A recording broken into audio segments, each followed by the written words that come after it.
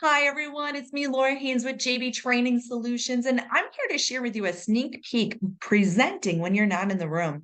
How do we prepare, engage, and influence our audience when we're not in a room with them? In fact, right now, you're listening to this demo, but are you also multitasking? It's okay if you are. Are you treating me like a podcast, keeping me on in the background while you get some work done? Or maybe you're trying to pay attention, but your phone's going off and your email's going off. It's hard to keep attention when you are not in a room. In fact, every presentation is a battle. You are competing with messages coming in, emails coming in, phone distractions, and making sure that you are staying as compelling as possible. And that's what this course covers because you are absolutely in a battle. So we want to make sure you leave equipped to be more engaging every presentation, whether it is a high stakes giant client demo or that weekly team call that you do every single week, that you get more interaction, that you can see there's a lot of participation and engagement, and that it's more intriguing. Or someone's like, look, I see there's messages coming in, but I don't even want to look. I'm so hooked on what's happening. I have to keep watching. In this course, we cover 5 big ideas with some very tangible tips and tricks and time for practice. For the sake of today, though, what I would love to share with you are some of our biggest tips when it comes to being proactive with tech, but really how we set ourselves up for success. As we consider the technology we are using, how can we set ourselves up for success when it comes to presenting when we're not in the room? First and foremost, every meeting, I want you to ask yourself, what's the right format?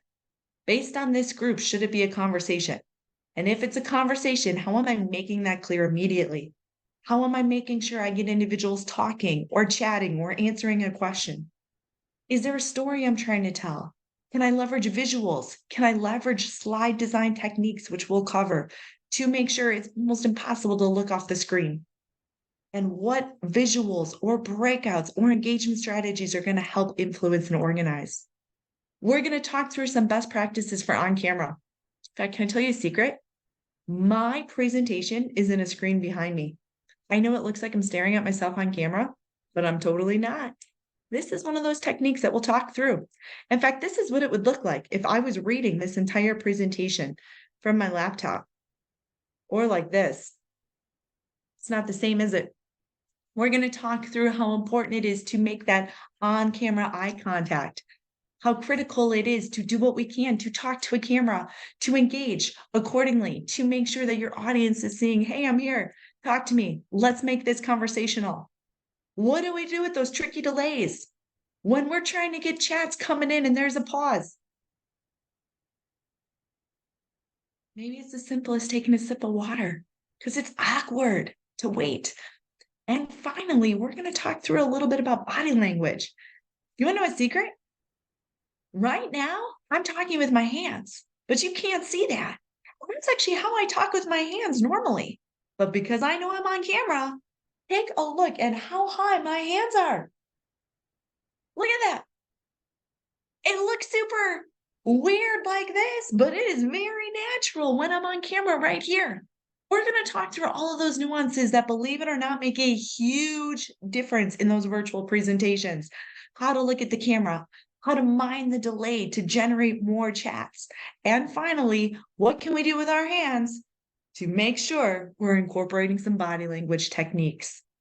As we talk through these tips and tricks, this is an interactive workshop. We're going to let you practice it. We're going to have you peer to peer start to practice. What is your on camera body language? What does that eye contact look like? And what are the big differences? This is an action packed course, and we also cover hybrid. If you are finding that sometimes you are in a room, but some of your audience is virtual, what do we do with that? If you are finding that sometimes you are virtual, but some of your audience is in a room, what do we do with that? And how can we leverage all of the tips and techniques we talk about? We're going to pause strategically to make sure not only do we have that engagement, but you are creating your own personal list of key takeaways. This action-packed course covers 5 big ideas. Every time we are virtual, we are in a battle to capture attention, to be as intriguing and compelling as possible. And that is why I love this course so very much. It comes down to how are we planning and practicing and thinking through strategy.